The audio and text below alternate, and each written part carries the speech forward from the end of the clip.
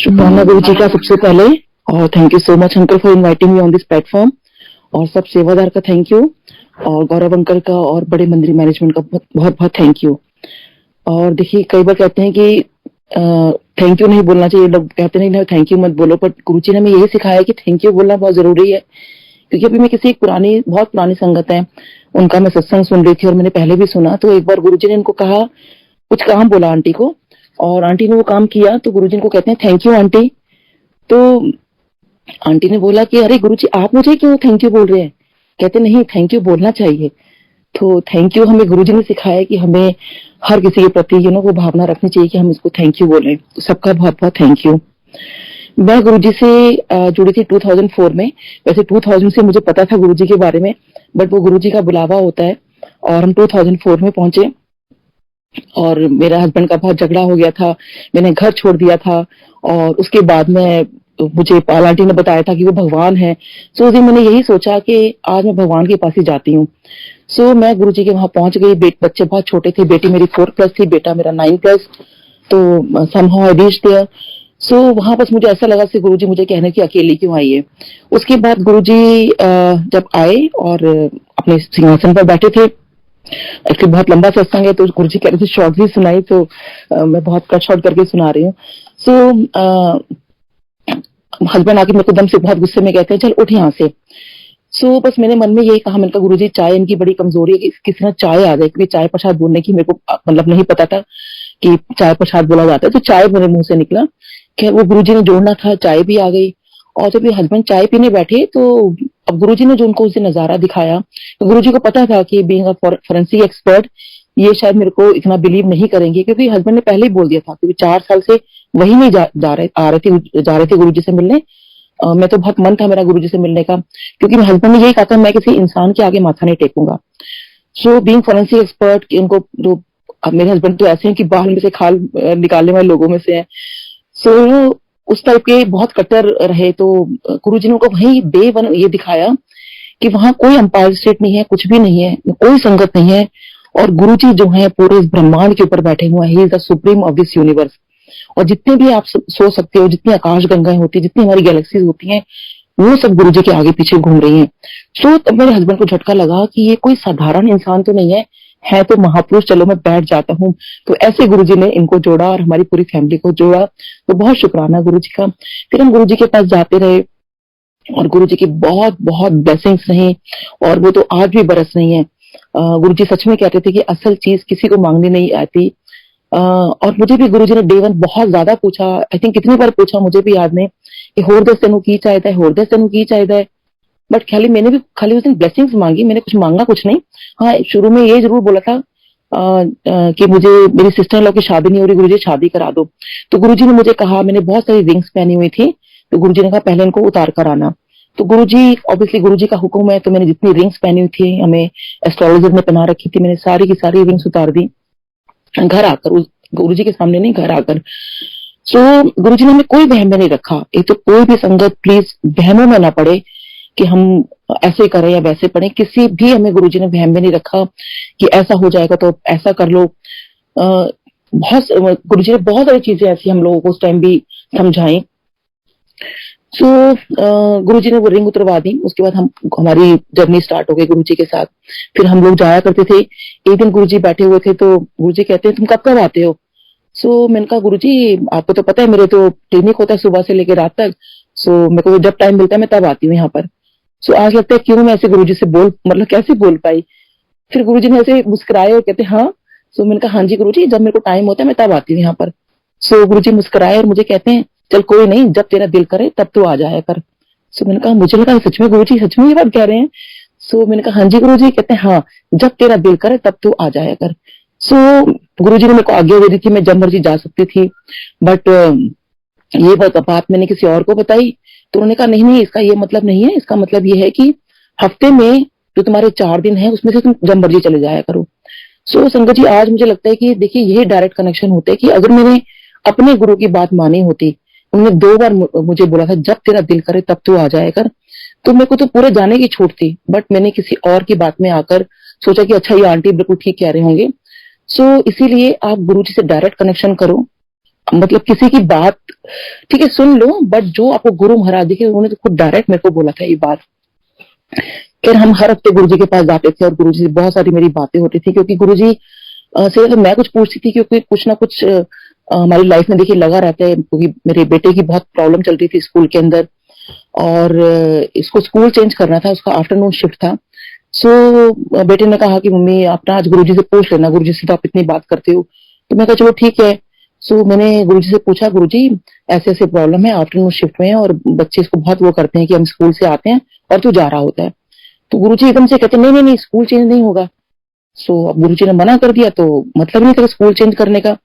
सो ये afternoon shift में ही बेटा रहा, और देखिए वो एक्चुअली 10th तक था वो, और 10th के बाद उसको ये था कि चलो अब तो वो मॉर्निंग शिफ्ट में जाएगा। हालांकि उसने बीच में 9th में भी जब गुरुजी ने चोला छोड़ दिया था तब, तो कहते मम्मी आप ना मेरा स्कूल चेंज करा दो। सो अब वही था कि अब कैसे हम किसी से पूछेंगे, तब तो गुरुजी ने मना कर दिया था। तो बस मन में यही था कि गुरुजी ने मना किया तो स्कूल चेंज नहीं होगा।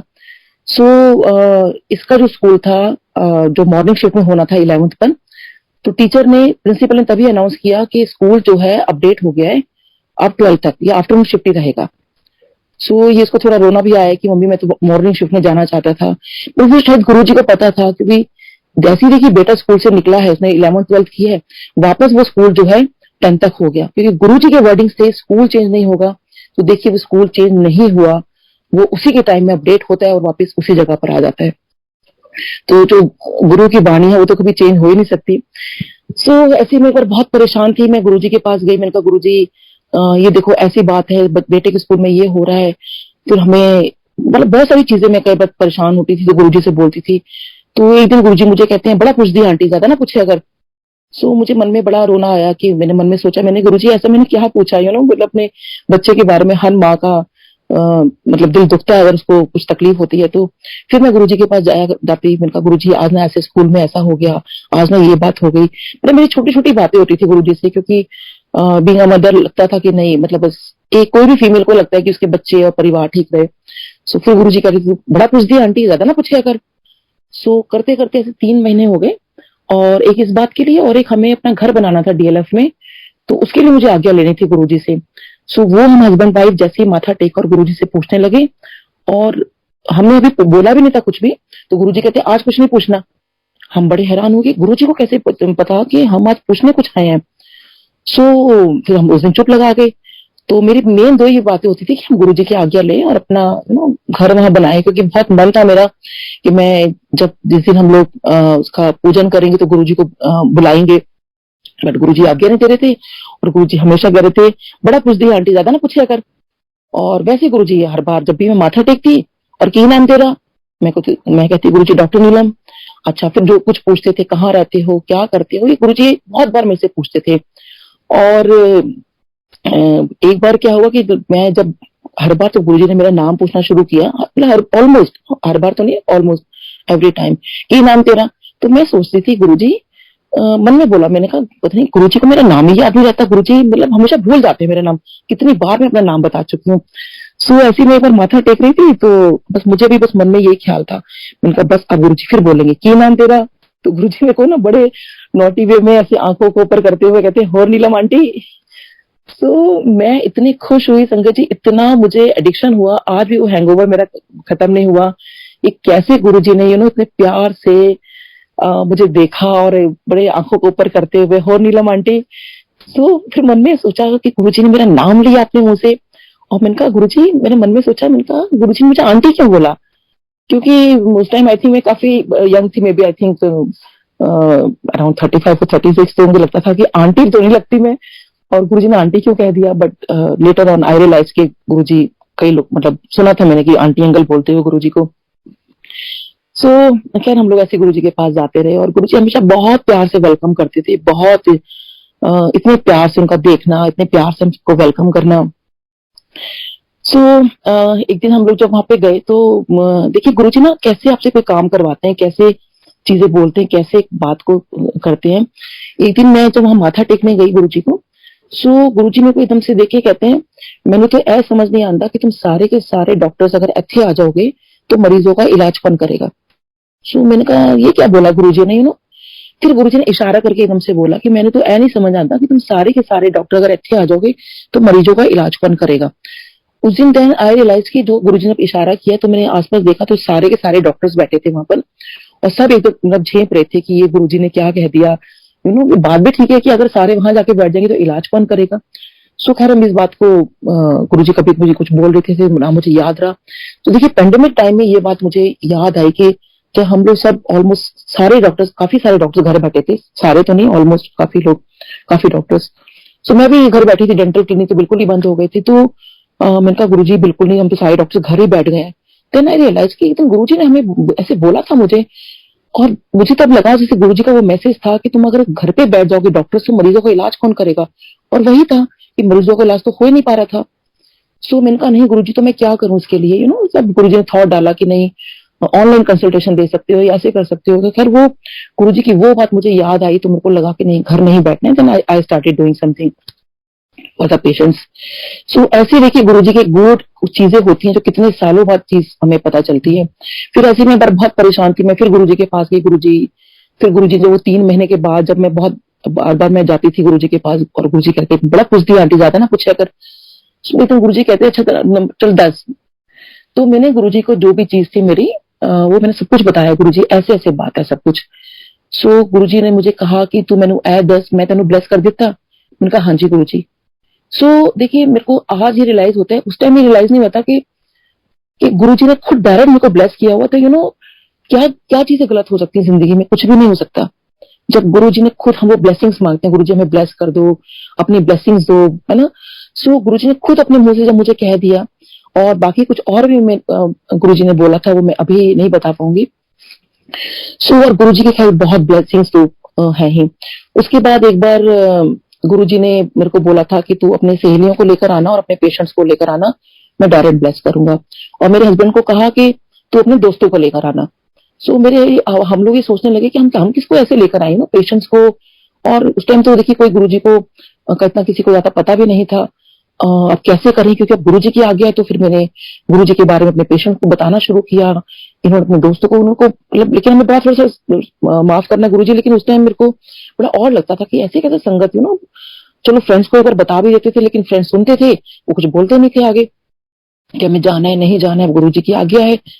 सो अब हस्बैंड के एक फ्रेंड है तो वो ऐसे बता रहे थे, नहीं बताया नहीं उन्होंने, तो वो एक्चुअली फ्रेंड हस्बैंड को बता रहे थे कि ऐसे ऐसे इनको कोई लीवर की प्रॉब्लम आ गई है। और क्योंकि वो खुद एक एलएनजेपी के बहुत बड़े डॉक्टर रह चुके हैं और अभी भी हैं। सो उनको लेकिन डॉक्टर्स ने ये कह दिया था और खुद भी डॉक्टर थे और उन्होंने बताया कि मेरे को ऐसे ऐसे दिक्कत आ गई है। और शायद डॉक्टर्स ने उनको कह दिया था कि 6 महीने और साल भर में आई थिंक कुछ मतलब कुछ भी हो सकता है। और बीइंग डॉक्टर उनको पता था कि उनकी लाइफ नहीं है ज्यादा। तो तब मेरे हस्बैंड को एकदम से लगा कि गुरुजी ने इनके बारे में तो नहीं बोला कहीं। सो उन्होंने कहा भी देखो हमारी गुरुजी ऐसे ऐसे हम गुरुजी के पास जाते हैं और गुरुजी ने स्पेशली बोला कि मैं दोस्तों को लेकर आना। सो जो भी है डॉक्टर साहब आप चलो मेरे साथ। अब देखिए जब इंसान के पास हर चीज उनको पता है ना कि डॉक्टर को पता था कि उनकी लाइफ नहीं है। सो उन्होंने कहा चलो ठीक है मैं चलता हूँ आपके गुरुजी के पास। सो वो देखिए 2 बार उन्होंने लंगर किया और संगत जी आज की डेट में वो डॉक्टर ठीक है। 2 बार लंगर करने से उनकी वो प्रॉब्लम ठीक हो गई जो कि उनकी जानलेवा प्रॉब्लम थी, लिवर की प्रॉब्लम थी। और लिवर देखिए एक बार कहीं खराब होना शुरू होता है तो और काफी गड़बड़ हो सकती है। और उनको तो बोल ही दिया था खैर, और बीइंग अ डॉक्टर उनको ही पता था। तो देखिए कैसे गुरुजी ने 2 बार लंगर करा के उनको ठीक किया। ऐसे में अपने पेशेंट्स को लेके गई। सो उनको माँ बेटे को वो अलग अलग बैठे हुए थे तो गुरुजी ने दोनों को इकट्ठे बुलाया। तो मुझे लगा कि उनको लगा कि शायद डॉक्टर ने हमें बता दिया होगा कि भाई हम इनके साथ आए हैं। तो मैंने तो कुछ बताया नहीं था क्योंकि गुरुजी के सामने इंट्रोडक्शन का तो कोई मतलब ही नहीं होता था। सो उनको बुलाया, उन्होंने अपनी प्रॉब्लम बताई क्योंकि वो जो मेरी पेशेंट है उनको एक्चुअली हेड एंड नेक का कोई कैंसर था। और जो डॉक्टर ने इनको कह दिया था कि इनके पास भी 6 महीने और साल भर का टाइम है। और बहुत ज्यादा है साल भर का, तो 6 महीने का ही टाइम है इनके पास। सो मैंने उनको बताया कि देखो ऐसे ऐसे मेरे को गुरुजी ने बोला है कि तुम्हारे पेशेंट को ब्लेस करूंगा। सो भाई मैं तो ऐसे ऐसे अब देखो आप। तो उन्होंने कहा कि वो मुंबई ले गए थे अपनी मम्मी का ट्रीटमेंट करवाने के लिए। ये बात मुझे गुरुजी ने बोली थी 2004 में। उस दिन संडे की रात थी और मंडे को उस बच्चे का मेरे पास फोन आता है। उसने बेटे को बर्थडे विश करने के लिए एक्चुअली फोन किया था। और मैंने उसको बताया कि ऐसे ऐसे रात को गुरुजी ने मुझे बोला है, पता नहीं। कहता आंटी मैं तो मम्मी को यहाँ लेकर आया हूँ ऑपरेशन के लिए। और वो भी बस ये था, बच्चों का ये था कि शायद मुंबई ले जाएंगे, हाँ टाटा हॉस्पिटल में भी। एक हर कोई इंसान देखिए कोशिश करता है कि उसके पेरेंट्स ठीक रहे, कोई भी घर का परिवार का जन्म हो तो वो ठीक रहे। सो जैसे उसने सुना कि भी आंटी ये कह रहे हैं, तो वो कहते हैं कि अगले दिन वो छुट्टी करा के ले आए मुंबई से। डॉक्टर्स ने बहुत कहा कि तुम बहुत बड़ी गलती कर रहे हो। तो कहते हैं कोई बात नहीं, हम लोग अपने रिस्क पे अपने पेशेंट को लेके जा रहे हैं। तो कहते हैं आंटी आपने कुछ बोला था गुरुजी के पास लेके जाओगे। सो तो उनका छोटा बेटा और वो जो है मेरी पेशेंट वो वहां पर आए। और अभी भी देखिए पिछले हफ्ते भी, अभी 4-5 दिन पहले भी आए हुए थे, तो वो यही बात गुरुजी कर रहे थे कि आंटी देखो कैसे गुरुजी ने उनको बोला कि उनको बुलाया और कहा कि जा कल्याण हो, ऐसे करके बोला। तो उनको बड़ा कल्याण हो, ऐश कर देता। उस टाइम संगत जी हमें बहुत वैसा लगता था कि हमें मतलब आई यूज्ड टू वेट कि गुरुजी शायद कुछ और बोलेंगे, कुछ सॉल्यूशन बताएंगे या कुछ और उपाय बताएंगे। बट ये बात हमें लगता नहीं था कि बस उन्होंने बोला बस आंटी हमें तो उन्होंने बोला कि कल्याण हो, और तो कुछ गुरुजी ने कहा ही नहीं। और मुझे भी इतना नहीं पता था कि कल्याण हो, अगर गुरुजी कह रहे हैं तो कितनी बड़ी ब्लेसिंग्स है उनके लिए। तो इस तरह से देखिए उनका कल्याण हुआ और वो पेशेंट जो है देखिए आज की डेट में भी वो ठीक है। बीच में उनको गंगाराम में कुछ प्रॉब्लम हुई थी, तो उनका बेटा वही बता रहा था कि आंटी देखो वो जो चीज थी वो बिल्कुल नहीं छिड़ी, वो किसी और वजह से मम्मी वेंटिलेटर पे चले गए थे। और उस दिन फिर वो तीन लगातार बड़े मंदिर गए, क्योंकि मैंने कहा भी देखिए बड़े मंदिर ही जो है हर चीज की दवा है, गुरुजी का नाम ही एक दवा है, और वहीं आप जाओ। सो वो देखिए वेंटिलेटर से भी वापस आ गए। सो ये गुरुजी तो मतलब आप गुरुजी को वो साक्षात भगवान है संगत जी।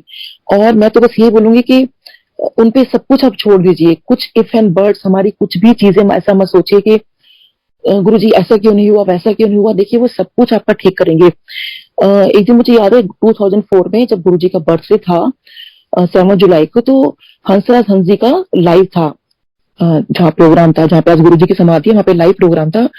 और गुरुजी का सिंहासन लगा था जहाँ शिव मूर्ति है बाहर। सो वहां जब वो प्रोग्राम कर रहे थे तो बड़ी प्यारी उन्होंने एक लाइन बोली थी कि वो पीर ही क्या जिसको पीड़ का पता ना हो। तो देखिए यानी कि पीर मतलब जो संत महात्मा होते हैं, जब उनके पास आप माथा टेकते हो यानी पीर उनको अपनी दुख तकलीफ का हर किस उनको पता होता है। तो गुरुजी का द्वारा तो देखिए ऐसा भगवान का दरवाजा है, वहां तो उनको हर किसी के बारे में सब कुछ पता है, तो वो क्या नहीं जानते। सो ऐसे ही गुरुजी ने मुझे भी ठीक किया। मेरे बैक एक हो गया था, बड़ा सीवियर बैक एक था। मेरे को सर्वाइकल की प्रॉब्लम स्टार्ट हो गई। सो मेरे को डांस का बहुत शौक था, तो मैंने डांस सीखना शुरू किया था, लेकिन मेरा वो भी बंद हो गया। तो डॉक्टर ने मुझे कहा, मैंने डॉक्टर साहब से पूछा, मैंने कहा डॉक्टर साहब मैं डांस कर पाऊंगी क्या? तो वो कहते हैं आप चल भी पाओ यही बहुत बड़ी बात है, डांस तो आप भूल जाओ। सो ठीक है, मेरे को बेल्ट पहन ली मैंने और सर्वाइकल के लिए गले में पट्टा भी बांध लिया। और तो मैं गुरुजी के पास गई, तो लेकिन गुरुजी ने मेरे को कुछ नहीं कहा और दूसरी तरफ मुंह कर लिया। तो मुझे लगा वैसे तो गुरुजी मुझसे बड़ी बातें करते हैं, लेकिन आज एक बार भी मेरा हालचाल नहीं पूछा कि बेल्ट क्यों लगा लिया। कुछ था शायद, वो था ना कि वो मेरा पीरियड था जो मुझे निकलना था, उस दर्द के अंदर जो भी था। लेकिन मैंने गुरुजी को कभी नहीं कहा कि गुरुजी मेरा बैक एक ठीक कर दो या मेरा सर्वाइकल ठीक कर दो। तो देखिए जब गुरुजी के दरवाजे पे आप जा रहे हो तो ये सब बातें मुझे बोलते बहुत और लगता था। जब गुरुजी ने करना होगा कर देंगे, मैं इसी थॉट से जाती थी कि बस कि गुरुजी हमें बुला रहे हैं, हमें से इतनी बात कर रहे हैं, मेरे लिए वही बहुत बड़ी बात होती थी। फिर आया 2005 का यानी 31 दिसंबर, मेरा 2006 आना है। सो मैं बड़े मंदिर में जैसे क्योंकि बैक एक मेरा स्टार्ट हो गया था, तो यही होता था कि डॉक्टर ने कहा था भी जरा भीड़ से दूर रहना, कि झटका लगे तो बड़ी मुश्किल हो जाएगी कभी आपके लिए। तो जब भी बड़े फंक्शन होते थे तो मैं साइड में खड़ी हो जाया करती थी कि कोई धक्का ना लग जाए और मेरी कमर में कोई प्रॉब्लम ना आ जाए। तो मैं बड़े मंदिर में जो अंदर जब हम जाते तो राइट हैंड साइड पर जो विंडो है मैं वहां खड़ी हो गई। सो जैसे ही नया साल चढ़ा और म्यूजिक बजने लगा, सब लोग खड़े हो गए, तालियां बजा रहे थे, और फिर यही हो गया कि डांस स्टार्ट हो गया। गुरुजी क्योंकि बहुत डांस कराते थे जब भी कोई बड़ा फंक्शन होता था। तो अब देखिए मैं तो खैर गुरुजी को देखती रहती थी, चाहे वो एम्पायर स्टेट हो चाहे बड़ा मंदिर, मेरी सिर्फ गुरुजी पे नजरें टिकी होती थी। सो मैं गुरुजी को देख रही थी, तो अचानक गुरुजी ने मेरी तरफ देखा, और खैर मैं जैसे गुरुजी कभी मेरी तरफ देखते थे तो मैं मुस्कुरा देती थी। सो गुरुजी ने देखा तो देखिए अब इतना रश है बड़े मंदिर में, बहुत रश था। गुरुजी और मेरे बीच में एकदम से एक लाइन सी बन जाती है ना, एकदम खाली जगह बन जाती है, और गुरुजी मुझे देखते हैं और मुझे गुरुजी एकदम से इशारा करते हैं कि आके डांस कर। तो मुझे समझ नहीं आया कि गुरुजी मुझे कह रहे हैं, मुझे लगा इतनी संगत है किसी और को बोल रहे होंगे ना, मैं तो बैठ के मैं कहाँ से डांस करूंगी, मैं तो भीड़ में जा भी नहीं सकती हूँ। फिर गुरुजी ने मुझे इशारा किया कि आके डांस कर। सो मुझे लगा कि मैंने फिर इशारे से पूछा गुरुजी मैं, तो गुरुजी ने ऐसे माथे पे हाथ रखते हुए फिर मुझे कहा कि आके डांस कर। सो मुझे बिलीव नहीं हो रहा था, काफी देर तक गुरुजी मुझे बोलते रहे कि डांस कर। जब मुझे पक्का विश्वास हो गया कि गुरुजी मुझे ही बोल रहे हैं, मेरी फ्रेंड ने भी कहा कि हाँ गुरुजी तेरे को ही बोल रहे हैं, सो संगत जी मैं तो दौड़ी चली गई। और देखिए वो गुरुजी ने रास्ता तब तक बना रखा वो इतनी देर तक, और मैं बिल्कुल दौड़ती हुई एकदम गुरुजी के आगे आके मैंने इतना डांस किया, बहुत डांस किया। और देखिए उस दिन के बाद से आज तक हल्का फुल्का वैसे कमर दर्द अलग बात है, लेकिन मुझे प्रॉब्लम थी जब डॉक्टर्स ने कहा था कि आपका चलना भी बहुत मुश्किल है, तो कैसे गुरुजी ने वो डांस करा के देखिए मेरी बैक को वहीं ठीक कर दिया। सो ऐसे गुरुजी ने मेरे को लाइफ दी, और एक बार नहीं, पता नहीं गुरुजी ने तो कितनी बार लाइफ दी है, तो गुरुजी का बहुत बहुत शुक्राना है। और इसीलिए मैं गुरुजी को कहती थी, मैंने कहा गुरुजी ये सच में मेरी जो जिंदगी है ये आपके दी हुई और ये आपके नाम है। सो जैसा भी आप चाहोगे मैं वैसे ही करती जाऊंगी, और हमेशा मैं गुरुजी से यही प्रार्थना करती हूँ, बस गुरुजी मुझे हमेशा बहुत नींवें उसमें रखना और हमेशा सही रास्ते पे चलाना मुझे। सो ऐसे फिर हम लोग गुरुजी के पास जाते रहे। तो एक बार गुरुजी ने हम लोगों को रात को लंगर प्रसाद करवाया था, बच्चों का जन्मदिन था, तो मैंने उस दिन घर पे सेलिब्रेट किया। सो पायल आंटी का फोन आता है कि अरे तू मंदिर नहीं गई, उन्होंने मुझे बड़ी डांट लगाई। सो मुझे लगा नहीं ये तो बड़ी बात है भाई, बर्थडे वाले दिन मैं बच्चों को गुरुजी के पास लेके नहीं गई हूँ। तो मैंने सब कुछ पैकअप किया और हम लोग छोटे मंदिर गए, एम्पायर स्टेट गए हम लोग। सो वहां हम लोग आई थिंक 11:15 के करीब पहुंचे थे और बहुत ज्यादा बारिश हो रही थी। सो वहां संगत जो सेवादार थे वो कहने लगे कि आंटी आज तो गुरुजी इतने गुस्से के अंदर हैं और आज आप इतनी लेट आए हो। सो मैंने कहा आंटी सॉरी, और बट बच्चों का जन्मदिन है, बस मेरे को सिर्फ गुरुजी की झलक देखनी है, गुरुजी से बस आशीर्वाद मिल जाए बस। कहती वो तो पॉसिबल नहीं है, बस गुरुजी अपने रूम में जाएंगे तो जितना उनको पीछे से देख सकते हो देख लो, यहीं से माथा टेक लेना। सो मेरी आंखें बड़ी नम हो गई कि गुरुजी हम थोड़ा सा लेट हो गए, सॉरी गुरुजी प्लीज दर्शन दे दो। सो फिर जो सेवादार आ रहे थे अंदर से, तो जैसे गुरुजी के दर पे जब जाते हो तो गुरुजी ने कभी किसी को बिना लंगर के कभी वापस नहीं आने दिया। तो सेवादार कहने लगे आंटी अब तो ये सब कुछ वाइंड अप कर रहे हैं हम लोग, सो आपने लंगर करना है तो बता दो। हमने कहा नहीं अंकल बच्चों का जन्मदिन है, तो हम लोग पूरा खा पी कर अच्छे से घर से, क्योंकि फुल होके गए थे, क्योंकि मुझे पता था लंगर तो वहां मिलेगा नहीं क्योंकि बहुत लेट हो चुके हैं। तो बर्थडे का सारा खाना था तो बहुत हैवी था खाना। सो हम लोग पूरा फुल होके गए थे सारे चारों के चारों। सो सेवादार को मैंने मना कर दिया। तो अब जो सेवादार निकलते जा रहे हैं वो मेरे से आते जा रहे हैं और पूछते जा रहे हैं अरे आंटी आप अभी आए हो, आपने लंगर किया? तो मैंने कहा नहीं अंकल हम लोग लंगर नहीं करेंगे, बस गुरुजी का अगर आशीर्वाद मिल जाए। तो ऐसे बहुत सारे सेवादार आए और उन्होंने मना कर दिया कि वो नहीं हो सकता। फिर कोई आंटी हमें देख रहे थे तो उन्होंने कहा आंटी एक काम करो अंदर चले जाओ, ज्यादा से ज्यादा क्या होगा, डांट ही पड़ जाएगी आपको, कोई बात नहीं। तो मैंने कहा चलो ठीक है, हम अंदर चले गए। और उसके बाद जब अंदर वाले सेवादार ने हमें देखा तो वो कहने लगे आंटी कितना लेट आए हो, आपने लंगर किया? मैंने कहा नहीं अंकल हम लोग लंगर नहीं करेंगे, अगर गुरुजी का आशीर्वाद मिल जाए तो। वहां भी बहुत सारे सेवादार ने पूछा और मेरा यही उनका यही क्वेश्चन होता था, मेरा यही आंसर होता था। तो इतनी देर में मैंने देखा कि मेरे साथ में मेनका गांधी आंटी बैठे हुए हैं। सो उनको मैं मेनका आंटी को मैं कहने लगी, मैंने कहा आंटी मुझे आपको थैंक्स बोलना है। तो शी सेड फॉर व्हाट? तो मैंने उनको बताया कि जस्ट बिकॉज ऑफ हर मैंने I left the non veg. So वो बहुत खुश हुई कि देखो कैसे उन्होंने नॉन वेज छोड़ दिया है। इतनी देखिए देर में गुरुजी महाराज की कृपा होती है और वो आते हैं, और लेकिन उनकी नजर हमारे पे तब तक नहीं पड़ी थी, हालांकि नजर तो थी उनकी लेकिन उन्हें हमें वैसे डायरेक्ट नहीं देखा। सो हम लोग वहां बैठे हुए तो मेरे को डर भी लग रहा था क्योंकि सेवादार ने पहले बता दिया था कि आज तो एक ही को डांट पड़ी है यहाँ पर और आंटी गुरुजी डांट सकते हैं, बट मुझे था कि डांट ही पड़ जाएगी, कोई बात नहीं, गुरुजी की तो डांट भी बहुत बड़ा महाप्रसाद है। सो तब मेनका आंटी ने उनको गुरुजी को कहा कि Guruji she left the non veg. तो गुरुजी कहते हैं वधिया किता। सो उसके बाद जब गुरुजी ने उस टाइम गुरुजी की हमारे पे नजर पड़ी, नजर तो खैर पहले से थी। सो फिर हम थोड़ी देर बैठे रहे, तो आधी रात से आई थिंक बहुत ऊपर टाइम हो गया था ये सब करते हुए।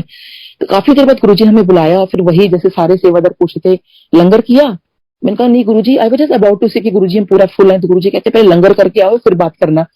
सो मैं किचन में गई, मैं सेवादार अंकल को कहा कि अंकल प्लीज आपको मैंने बताया बिल्कुल टोटल फुल है, गुरुजी की आज्ञा है। सो लंगर नहीं कर पाएंगे तो प्लीज एक चपाती प्रसाद देना ताकि हम एक एक बाइट ले लेंगे तो हम सबका पूरा भी हो जाएगा और मतलब गुरुजी की आज्ञा भी हो जाएगी। तो उन्होंने कहा ठीक है आंटी आप बाहर बैठो। सो अब देखिए गुरुजी महाराज सामने बैठे हुए हैं और सेवादार सिर्फ इसलिए वेट कर रहे हैं कि मतलब हम लोग जाएं, हम लोग लंगर करें और वो लोग जाएं। मतलब बाइंड अप तो ऑलमोस्ट सारा हो ही चुका था। और जब लंगर प्रसाद की थाली आती है संगत जी, वो आती है डबल लंगर प्रसाद। और सब बच्चे और हस्बैंड देखने लगे कि बना क्या था ना कि इतना लंगर प्रसाद एक चपाती के लिए बोला था। सो अब गुरुजी को तो मैंने देखा और गुरुजी मुस्कुरा रहे हैं। और अब तो देखिए कोई संगत ही हमारे पास नहीं बैठी जिसको हम कहें कि आप शेयर कर लो, हम चारों में खत्म करना था। तो सोचिए संगत जी कितना वक्त लगा होगा हमें वो लंगर खत्म करने में, क्योंकि पूरा फुल होके गए थे और डबल लंगर प्रसाद वो भी। फिर चाय प्रसाद के भी 4 गिलास आगे पूरे भरकर। तो हर चीज डबल उस दिन। खैर हम लोगों ने लंगर प्रसाद किया, क्योंकि देखिए आज मैं सोचती हूँ कितना मेरा वो गोल्डन मोमेंट था, कितना प्यारा मोमेंट था कि मेरे रब, मेरे गुरुजी महाराज अपने सामने बैठ के मेरी फैमिली को लंगर कराया। और वो जो डबल लंगर प्रसाद था, आई थिंक वही था जब गुरुजी ने मुझे लाइफ दी थी। और क्योंकि उस दिन फिर गुरुजी ने जब हम लोग लंगर कर लिया, तब गुरुजी ने फिर हमें बुलाया कि जब आज्ञा तो लेनी थी गुरुजी से।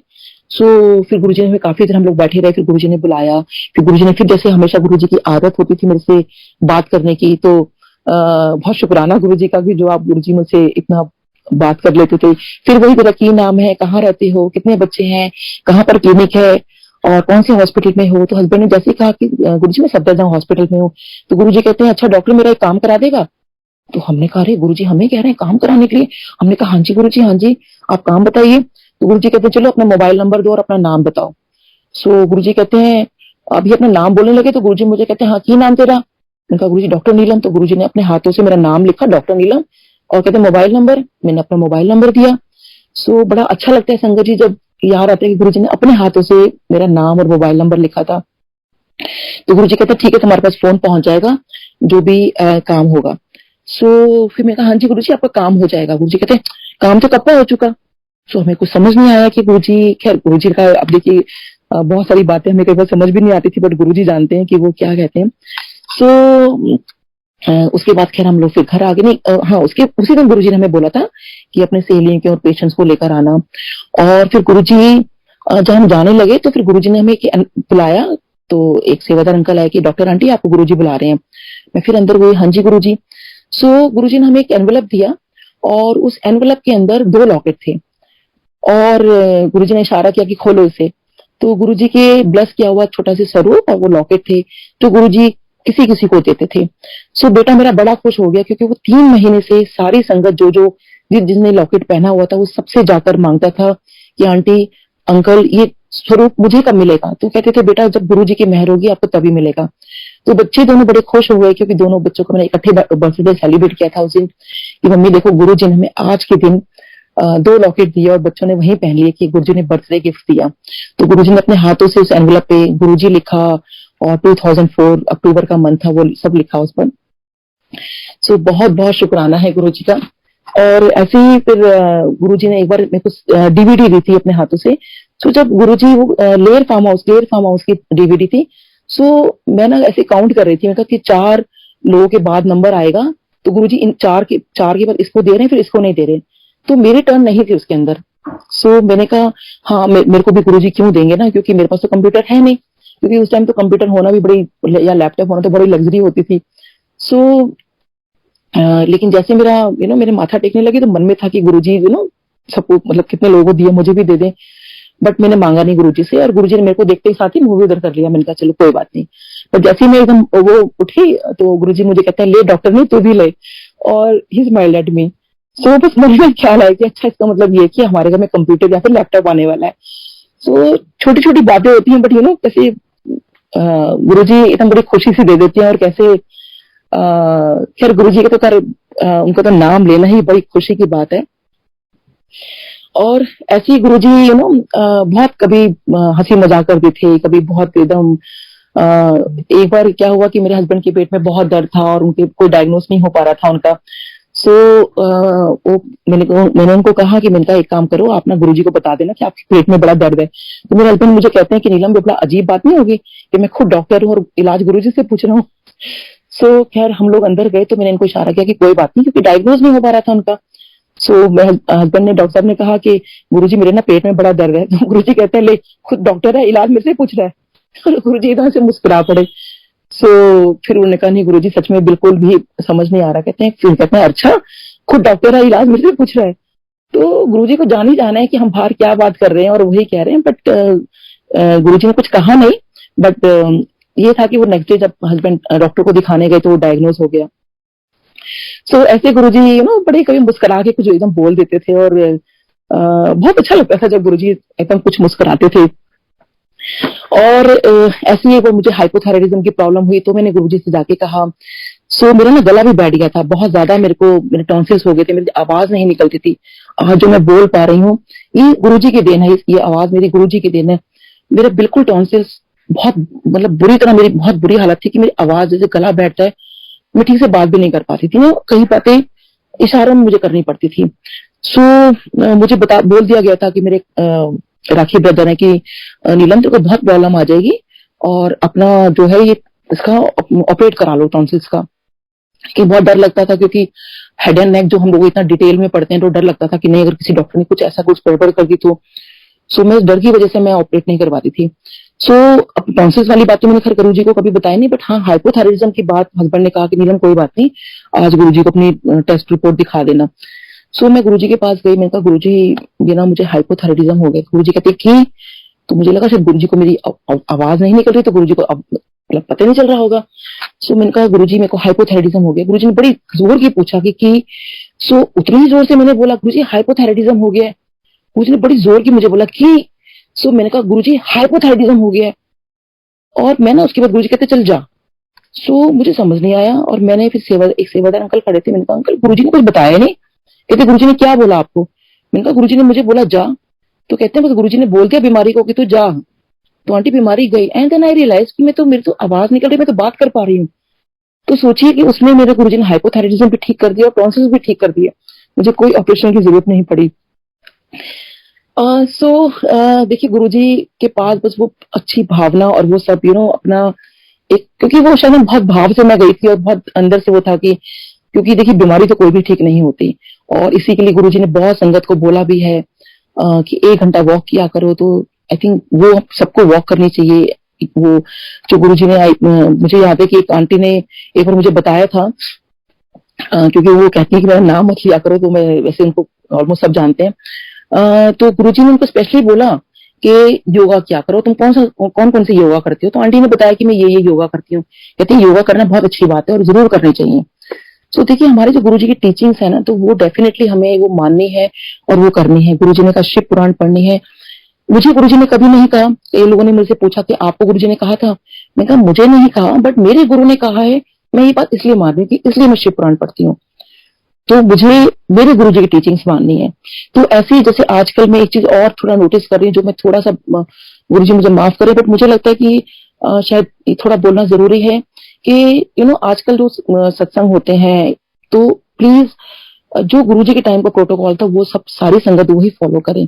गुरुजी ने देखिए हमारे लिए जो गुरबाणी है चूज करके रखी है।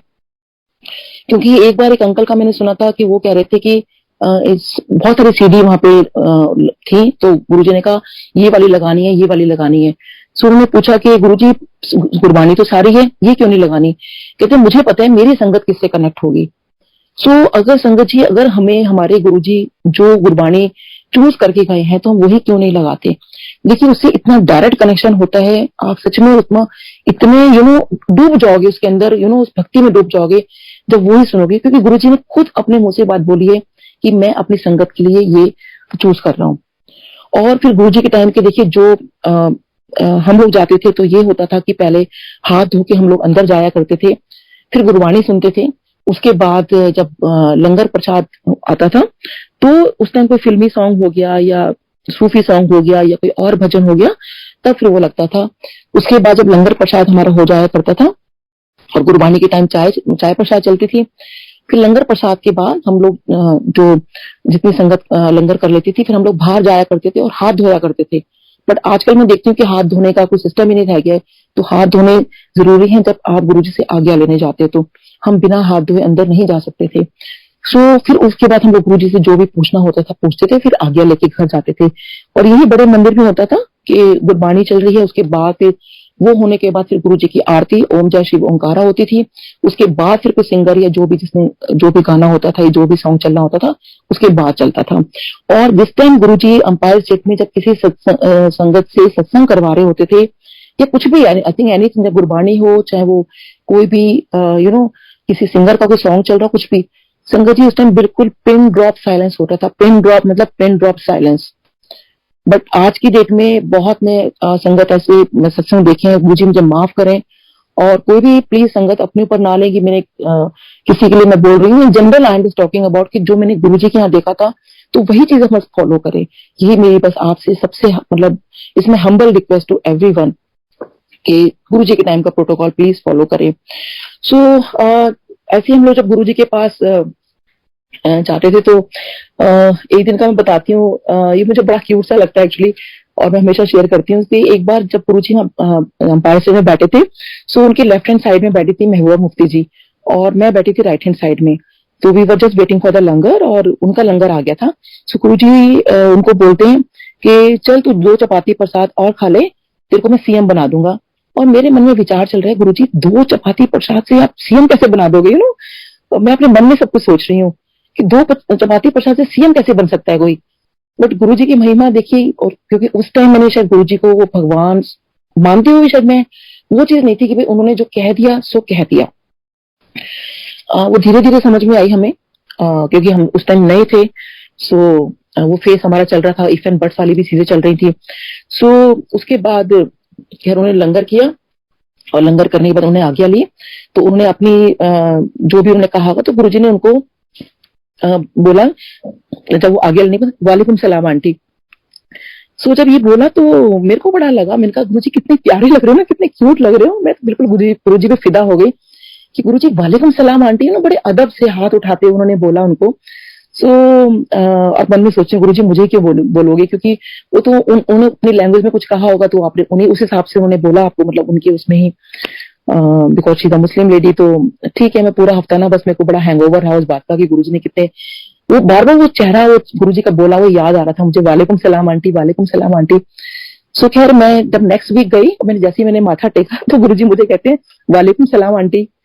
तो संगत जी मैं बड़ी हैरान हुई कि ये बात मैंने किसी से शेयर नहीं की थी और गुरुजी को कैसे पता। देखिए उस दिन नहीं बोला, एक हफ्ते बाद। सो गुरुजी को सब कुछ पता है, उन्होंने मुझे इस बात से भी खुश कर दिया कि तेरे को बड़े में बड़ा आ रहा है, उनकी मेरे को क्यों बोलेंगे, वो एक ही बार बोला बस। सो संगत जी गुरुजी जाने जाने उनको सब कुछ पता है, ही नोज एवरीथिंग। आप क्या करते हो, बाहर क्या बोल रहे हो, क्या कह रहे हो, आपके मन में क्या है, सब कुछ उनको पता है। ऐसे जब मैं अपनी, जब गुरुजी ने कहा था कि अपनी सहेली को लेकर आना, मैं अपनी फ्रेंड को लेके गई, तो जब उसने माथा टेका और ठीक है वो जो भी उसकी बात हुई, गुरुजी ने कहा कल आना है, जो भी उसको बोला।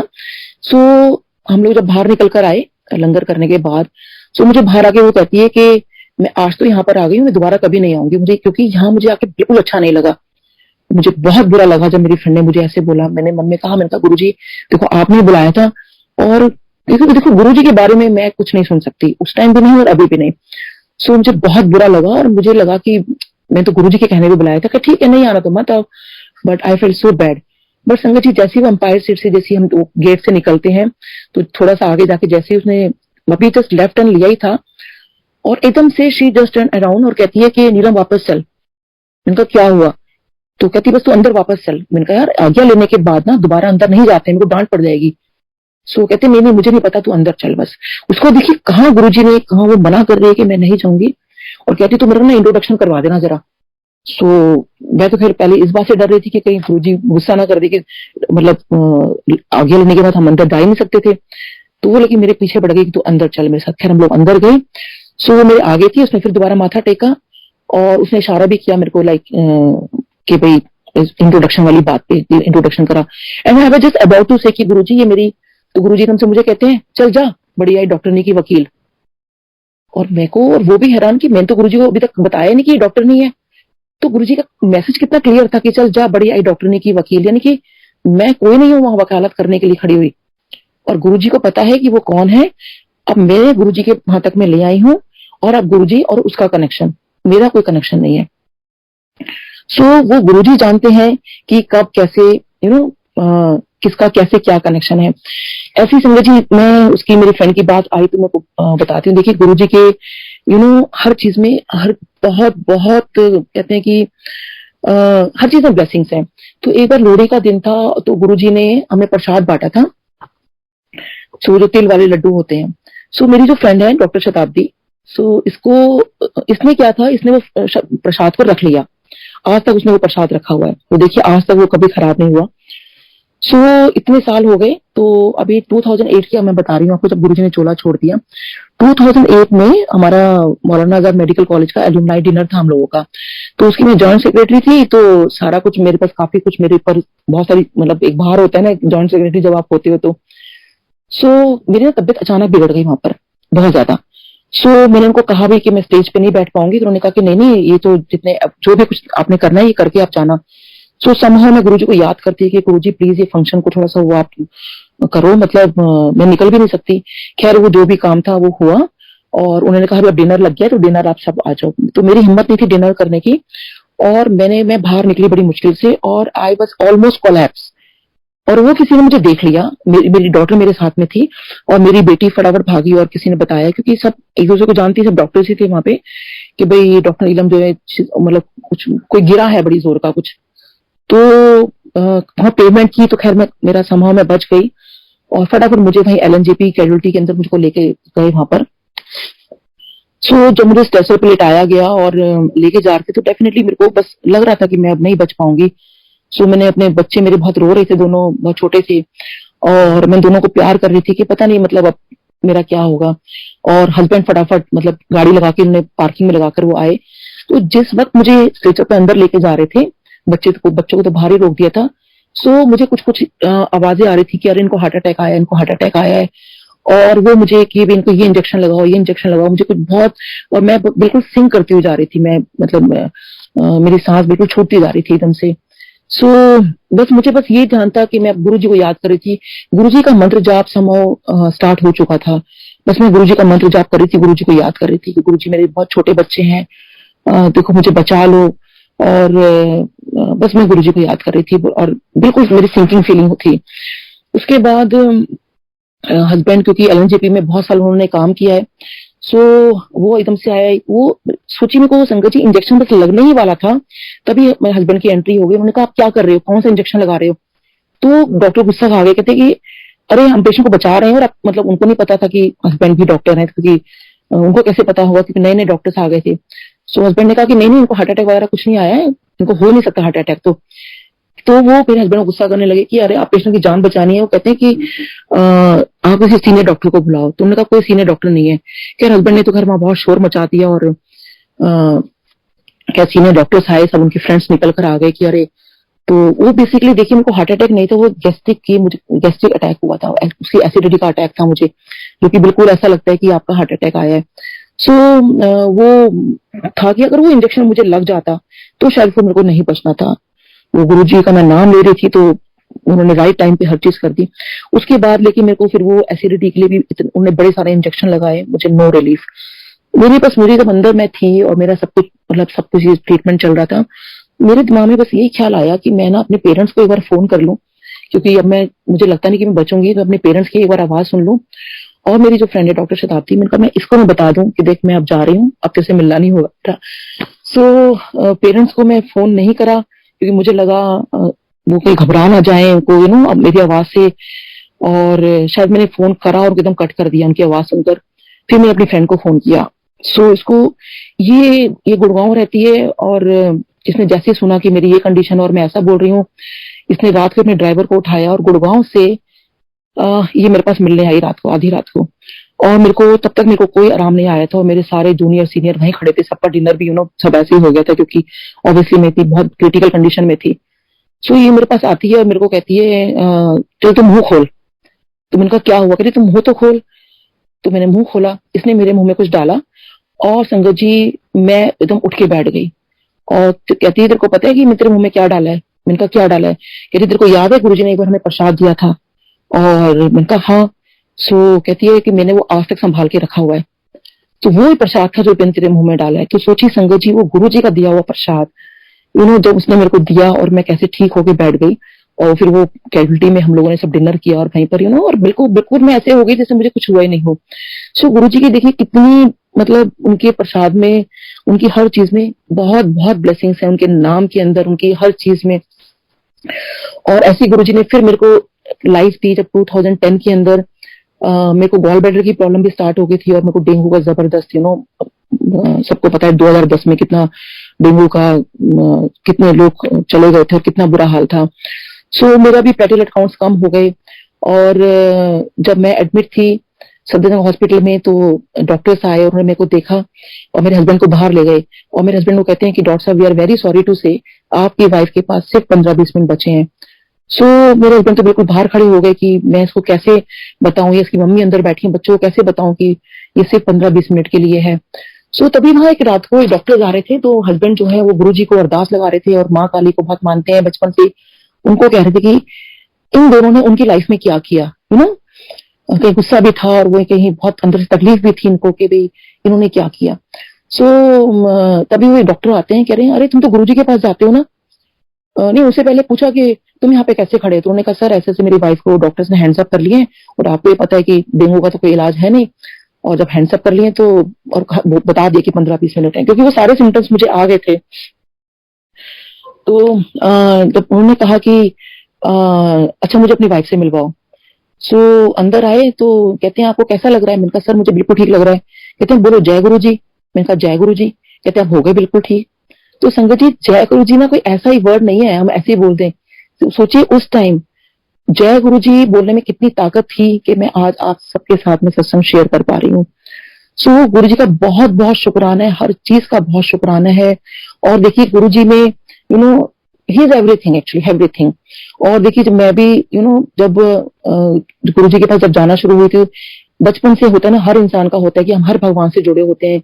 सो उन दिनों मेरे को साईं बाबा से मैं बहुत मतलब वो हो गई थी, क्योंकि मेरे घर के पास में ही साईं बाबा मंदिर है।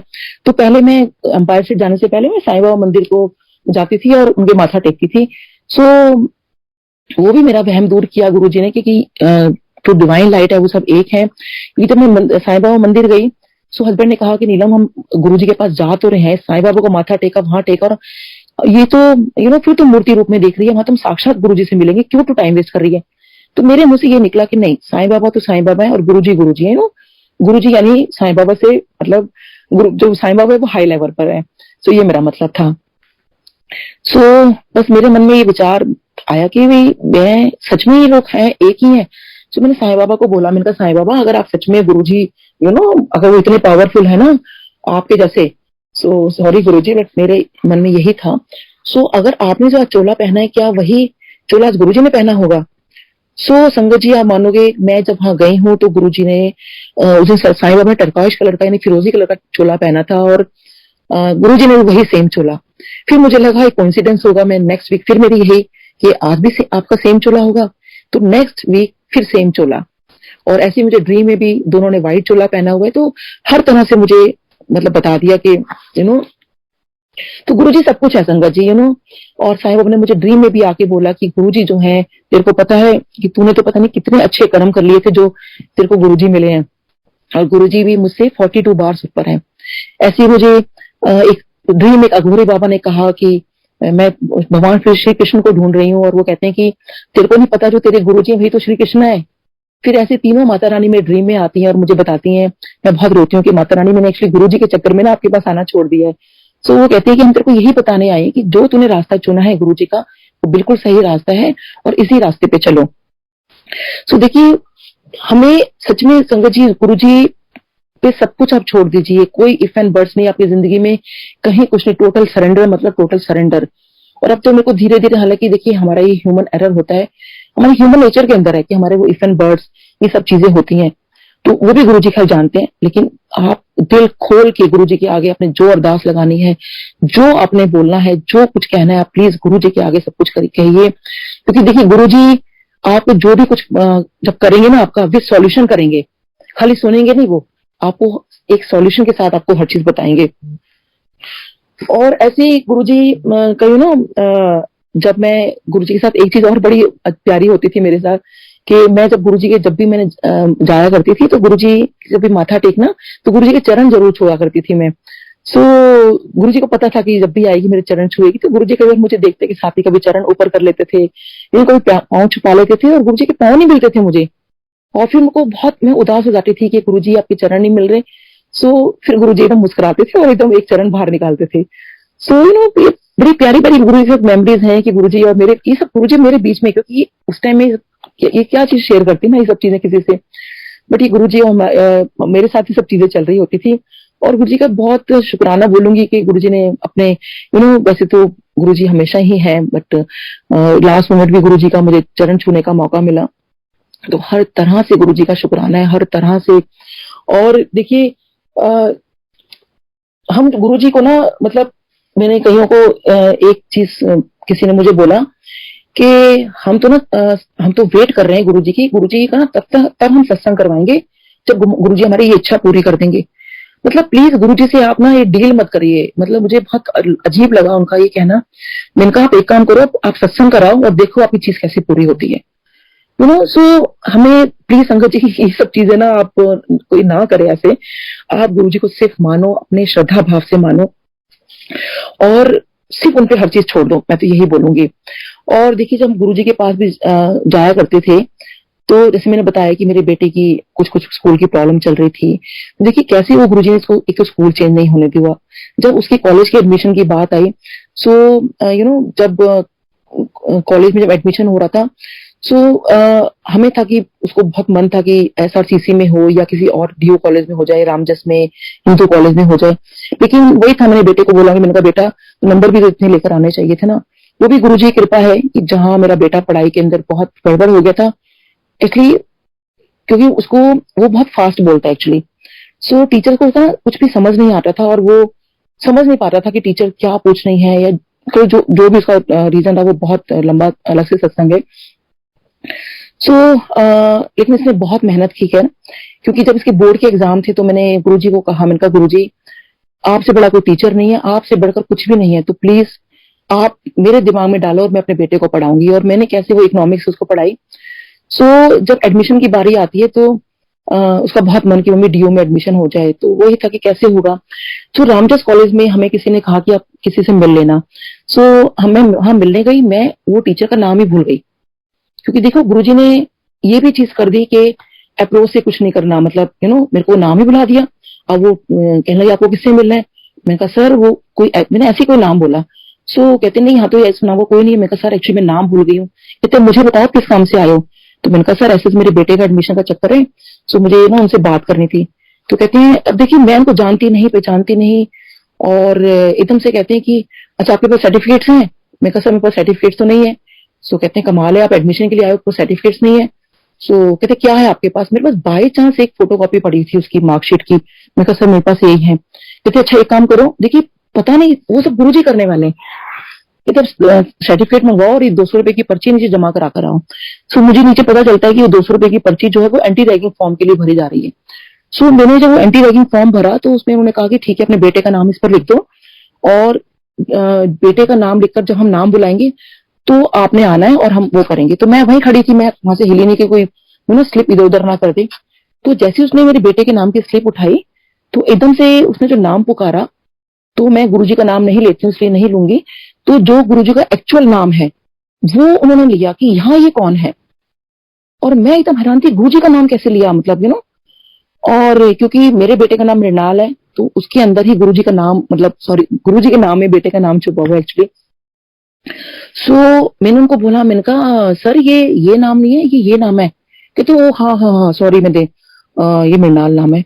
मैंने अपने हस्बैंड को फोन किया कि देखो मुझे नहीं पता वो सर कौन थे क्या था, कुछ ऐसा हुआ है, आप सर्टिफिकेट्स ले आओ। उन्होंने कहा नीलम ये ना हो कि हम इस कॉलेज से भी जाएं जहाँ सर्टिफिकेट्स हमने जमा कराए हैं।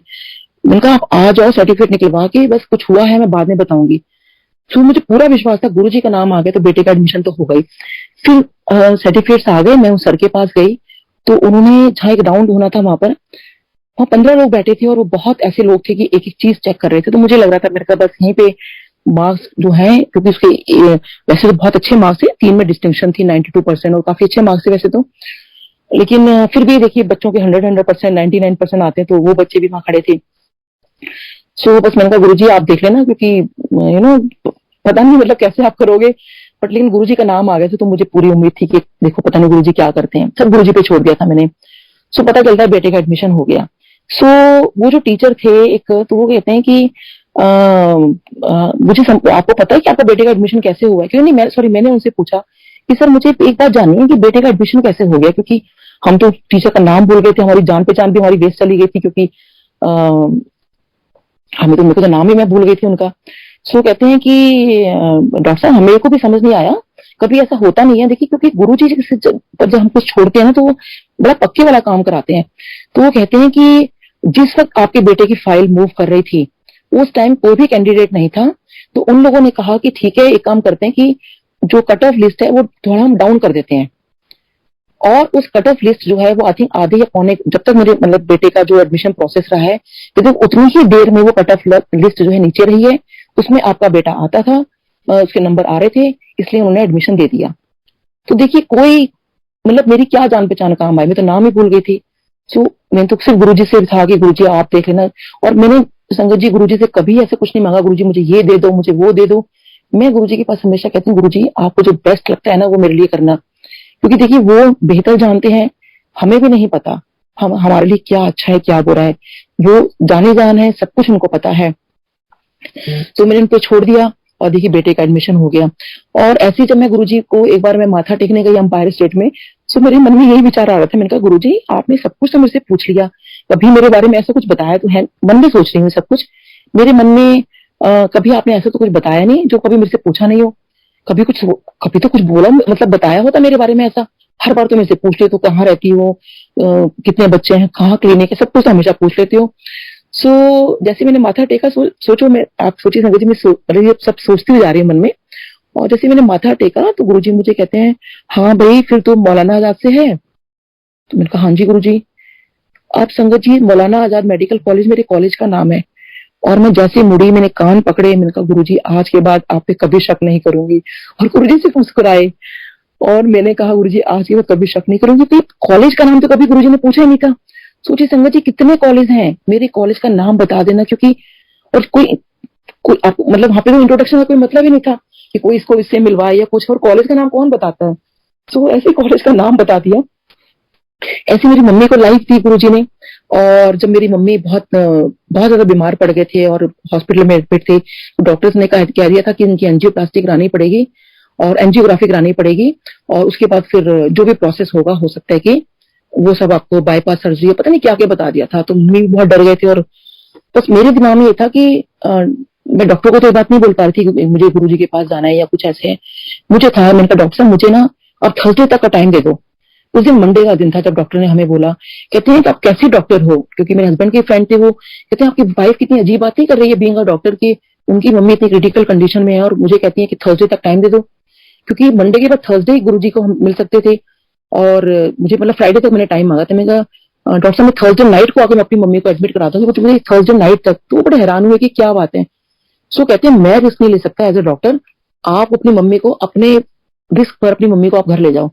तो मैं मंडे की नाइट को अपने रिस्क पर क्या, गुरुजी अपने मेरे गुरुजी के विश्वास पर मैं मम्मी को डिस्चार्ज करा के ले आई।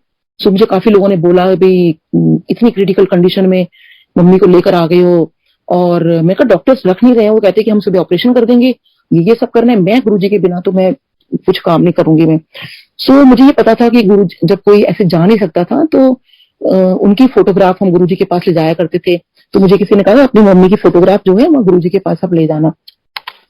सो मैं गुरुजी के पास मम्मी की फोटोग्राफ लेकर गई, और मैंने कहा गुरुजी ऐसे ऐसे मम्मी का मैंने बताया कि डॉक्टर्स ने बोला एंजियोग्राफी करानी है। गुरुजी आराम से बैठे थे, एकदम आगे आगे कहते ना ना ना एंजियोग्राफी ना कराई। सो मैंने कहा ठीक है गुरुजी। बस मैंने माथा टेका, मैं बाहर आई, मैंने कहा मम्मी गुरुजी ने तो मना कर दिया कि एंजियोग्राफी नहीं करानी है, जब एंजियोग्राफी नहीं होगी तो बाकी तो सब चीजें छोड़ दो, क्योंकि एक टेस्टिंग गुरुजी ने मना कर दिया। तो सो उसके बाद सोचिए संगत जी फिर हम दूसरे डॉक्टर के पास मिले, और उसके बाद गुरुजी ने मेरी मम्मी को, क्योंकि डॉक्टर्स ने कह दिया था कि इनकी लाइफ ज्यादा नहीं है, बट मम्मी ने ये कहा था कि मेरी सबसे छोटी सिस्टर की मैरिज नहीं हो रही थी कि गुरुजी इतना मेरे को वक्त दे देना कि अपनी छोटी बेटी की मैं शादी देख सकूं। तो वही था कि मेरी छोटी सिस्टर की जब शादी हुई तो उसके 1 डेढ़ 2 साल के बाद मम्मी के गुरुजी के चरणों में चले गए। सो 10 साल ऑलमोस्ट गुरुजी ने मम्मी को, ऑलमोस्ट नहीं पूरे 10 साल, इन पर ज्यादा ही वक्त दिया गुरुजी ने। और मम्मी का जो ट्रीटमेंट था, देखिए कंजर्वेटिव ट्रीटमेंट पर आ गया, कोई मम्मी का ऑपरेशन नहीं, कोई कुछ नहीं, क्योंकि जब गुरुजी ने मना कर दिया तो कोई चीज कैसे हो सकती थी। सो ऐसे ही मेरी बेटी का एडमिशन बीडीएस में कराया। Now she is a dental surgeon. और बेटे के बारे में कुछ बोला था, वो मैं अभी शेयर नहीं करूंगी, वो शायद गुरुजी ने कुछ बोला था। सो जब वो गुरुजी पूरा करेंगे तो डेफिनेटली मैं जरूर वो शेयर करूंगी। और ऐसी हमें बहुत बहुत blessings the. So I think सत्संग तो बहुत ज्यादा है गुरुजी के करने के लिए, बट टाइम की भी लिमिट है। तो इसी के साथ ही गुरुजी का बहुत शुक्राना, और शुक्राना इस प्लेटफॉर्म का। So thank you so much uncle. जय गुरुजी।